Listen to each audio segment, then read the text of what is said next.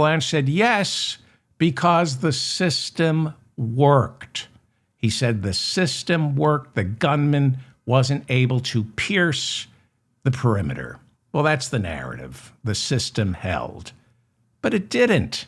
The event had to be canceled.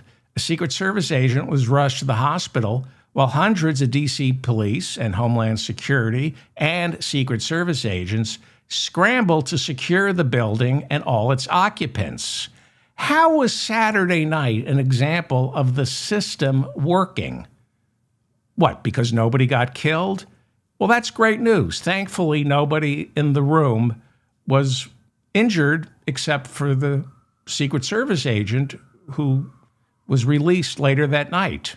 The men and women assigned to protect the attendees and our president performed heroically. But how is last night's White House Correspondents Dinner proof the system worked? How was someone able to check into the Washington Hilton days earlier with guns, a shotgun, and knives?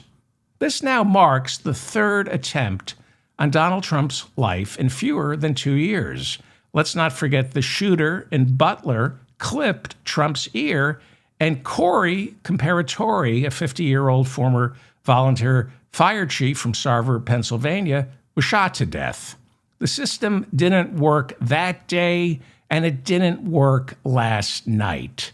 No other industrialized nation has normalized this level of political violence. We're so desperate for good news. And it is good news that nobody was seriously injured. But we're so desperate for good news, we call it a success because nobody died last night. No other political system behaves this way. No other political system would allow this.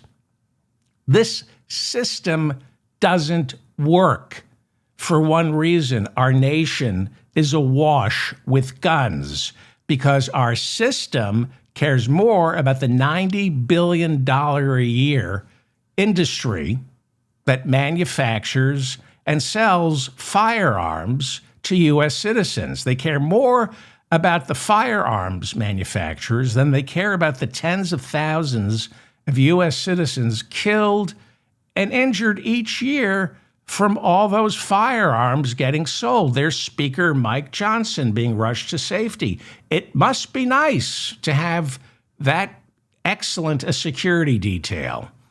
Guns don't make you safer. They only make inadequate cowards feel safer until they actually have to use the gun and they end up shooting themselves or their family.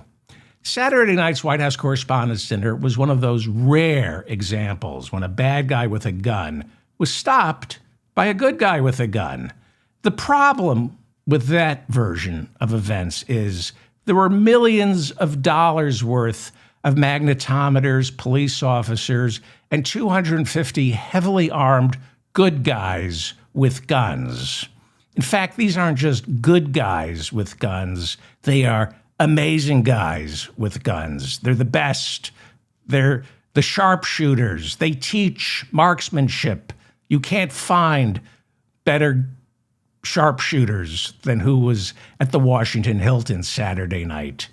376 law enforcement officers from multiple agencies in Texas responded to the Robb Elementary School shooting in Uvalde, Texas, back on May 24th, 2022. 376 good guys with guns. It took 77 minutes for one of those 376 good guys, police, law enforcement, with a gun to take out one bad guy with an AR-15. By then, he killed 19 babies and 2 teachers.